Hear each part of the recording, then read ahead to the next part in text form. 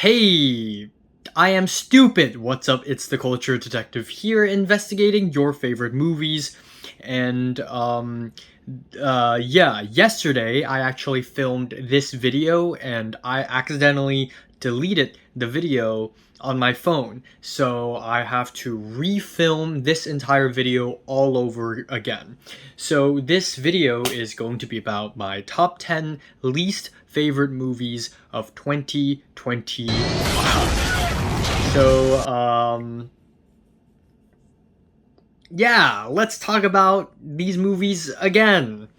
So, at number 10, I'm gonna give it to the new Marvel movie, Captain America Brave New World. Yeah, I feel like ever since I was 18, every single year since then, Marvel has been less and less impressive. Probably because I'm growing out of it. I'm no longer a freaking teenager and I'm no longer invested in any of this shit. But also, genuinely, Marvel has been getting worse and worse in terms of storytelling, production quality. The CGI looks like shit.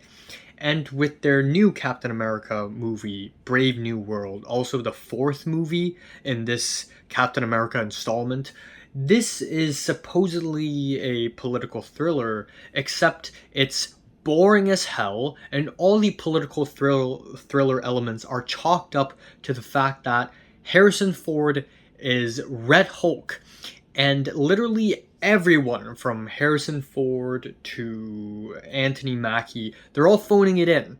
No one's taking this seriously. They're all phoning it in. They're all here for a paycheck, and I hope all of the actors get a big fat paycheck because otherwise it would not be worth it at all.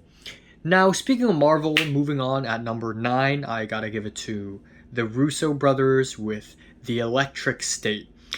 Yeah, this is like a Marvel movie, but without Marvel. But still with the shitty, cringy humor, did I just say that? Oh, did that just happen?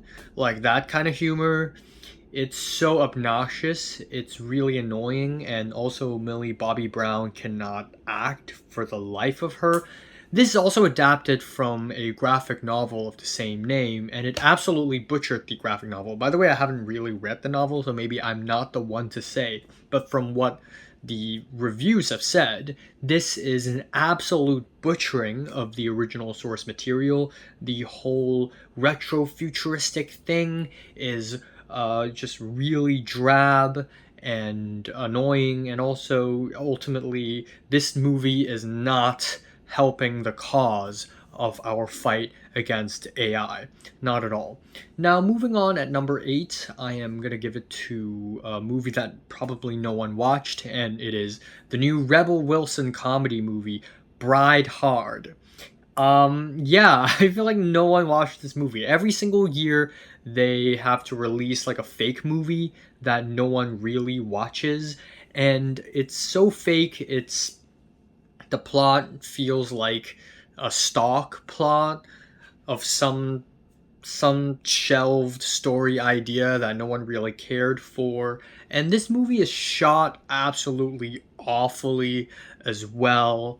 The lighting is terrible. Every single shot looks really flat. It looks fake.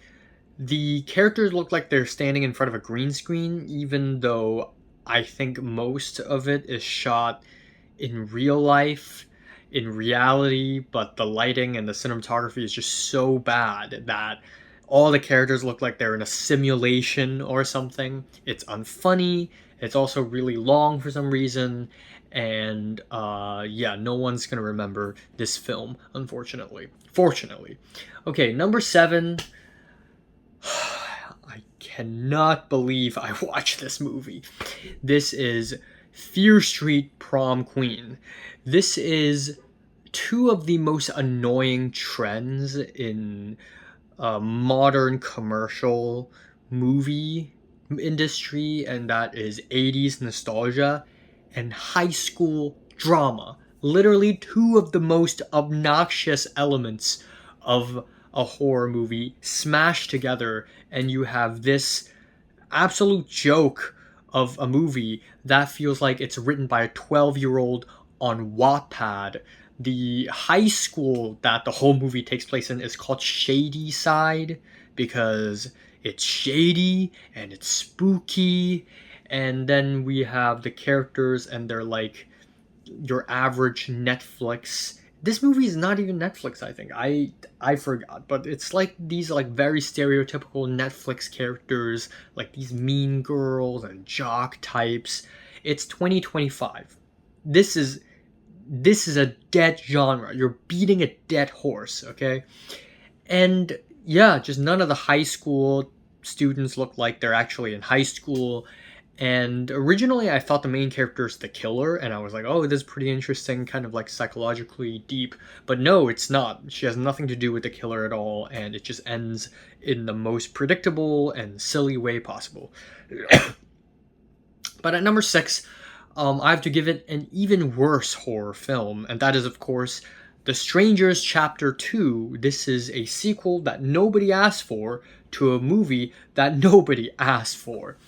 Yeah, so The Strangers Chapter 1, I don't even remember much from that movie other than one scene where one of the killers is chasing after a woman in a swimming pool, and this chase took like 5 minutes or something. I thought that was really stupid.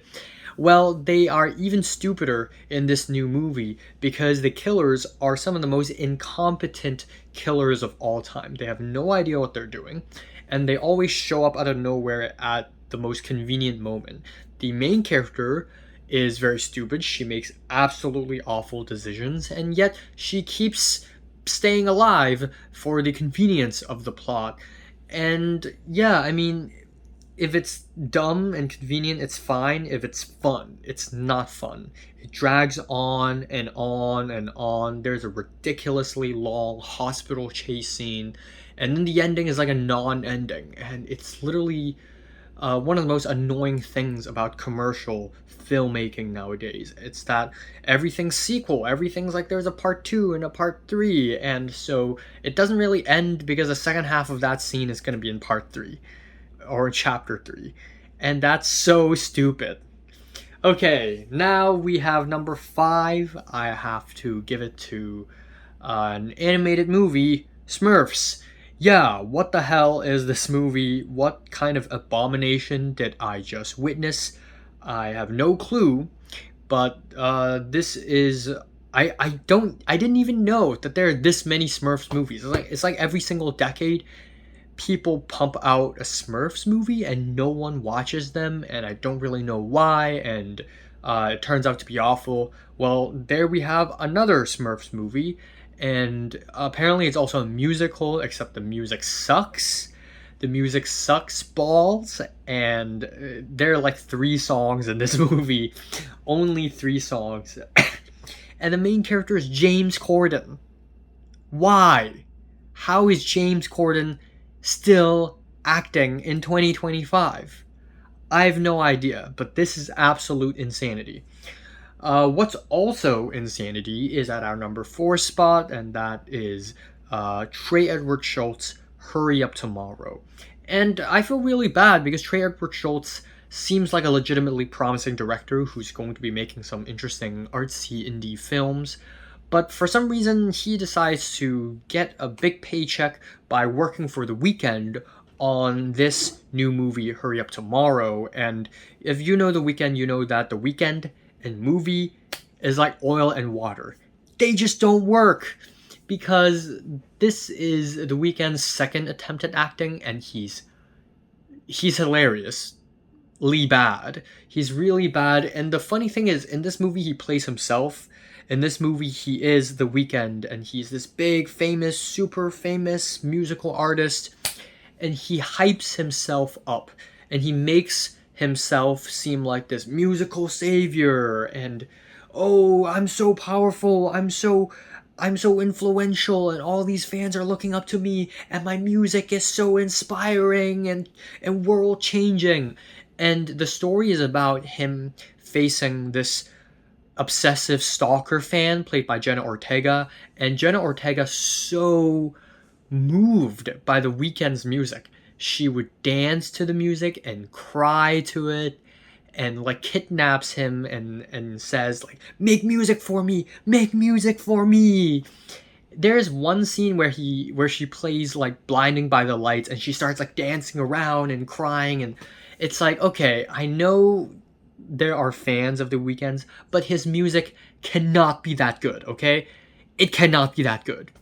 So yeah, this is embarrassing. It has good cinematography, but everything else just goofy. At our number 3 spot, I'm sure everyone hates this movie, but I honestly thought it is hilarious, and it is War of the Worlds. I saw this movie yesterday, and I had a blast. This is a fun movie. And because it's so much fun, I don't want to put it at number 1 on this list, because at least I'm getting a laugh out of this movie. And the sad thing is, this movie actually does a lot of interesting things. It explores surveillance and technology. It's about the American government spying on our Amazon carts and our Steam games. And it's actually very contemporary. The whole movie takes place on a computer screen.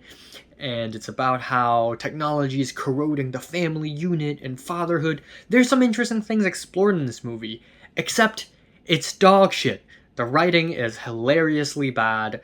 Ice Cube has some of the funniest reaction faces, and also there's a dolly zoom in his webcam, and the editing is awful. There are some scenes that are so funny, it's insane. It's comedic genius, and I can't wait to rewatch this with a crowd, because that would be fun. That would be a lot of fun. Okay, number 2. What could be possibly worse than War of the Worlds? Well, it's the new Amy Schumer comedy, Kinda Pregnant. Oh my god. Like, these movies are money laundering schemes, I swear to god. They're painfully unfunny. They are absolutely annoying, and completely does not need to exist at all. In this movie, Amy Schumer plays a woman who is jealous of other pregnant women. She wants to get pregnant, but she can't, so she pretends to be pregnant and reaps the benefits of all the other pregnant people.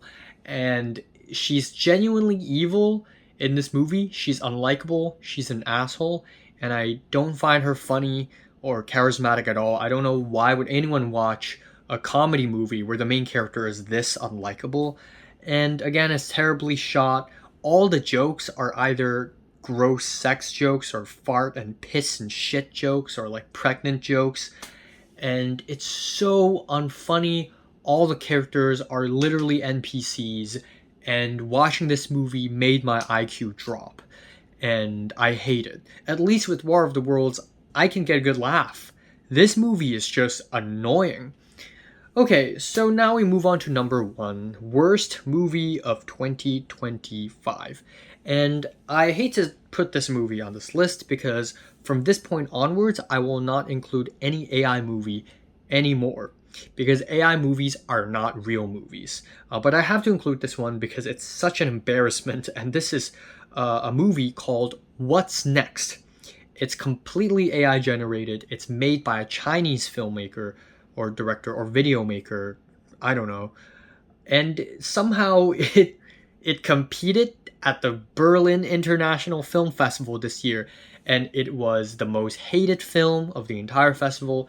Everyone hated it, and after that, it was completely wiped off of its existence. It's gone. But some clips are still floating around YouTube. You can watch it or don't, because it's all AI generated anyways. And yeah, it's just so fucking stupid. Like if you want to AI generate a movie, at least do something stupid, like make a funny dog dancing meme or something. But this movie tries to say something deep about humanity and fate and time and memory and history. But really, it's just the director thinking, I am a first-time filmmaker, so the best way to make a movie is just type some words into a prompt. Bloop bloop. Statue of Liberty, and then some Chinese dragons pop up out of nowhere and the world blows up. Bloop bloop bloop. Boom. Easy peasy. And the thing is, she does not understand. AI tech bros do not understand. They think that movie is all about the result. They think film is all about watching it, enjoying it, and then going home.